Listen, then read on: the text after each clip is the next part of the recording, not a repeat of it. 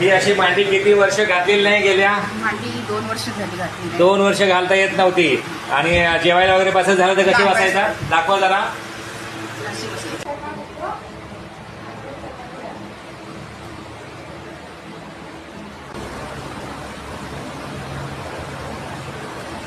जा तिकडे फिरवा.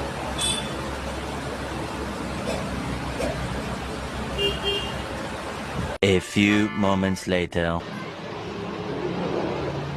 खाली का बघा बिफोर ट्रीटमेंट अगदी नंतर चला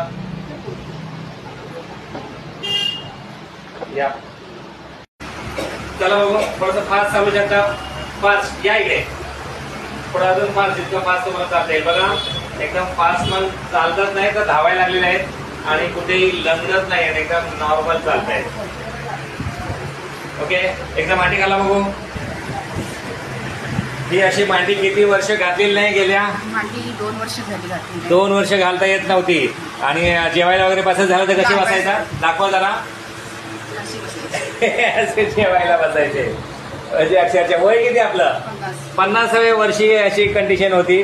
आणि आता व्यवस्थित परत एकदा घाला मांडी. बघा व्यवस्थित सहज मांडी घालतायत, चालतायत, उतरतायत, पायरी धावतायत. मी मांडी घातली पण नका म्हणजे दुखत नाही. तो गुडघा हा खूप दुखायचा. मांडी घालण्याचा प्रयत्न जरी केला होत नव्हता आणि तरी प्रचंड दुखायचं. आता मांडी घालून पण काही दुखत नाहीये. आपलं नाव सांगा. माझं नाव सुवर्णा शिवाजी भुंगर. कुठून आले आपण? मुंबई चिंबूर वाशी नाका. आणि हा आपला मणक्याचा जो आजार आहे गेले किती वर्षापासून होता? 12 वर्ष झाली. गेले 15 वर्षापासून. आणि भयंकर वेदना.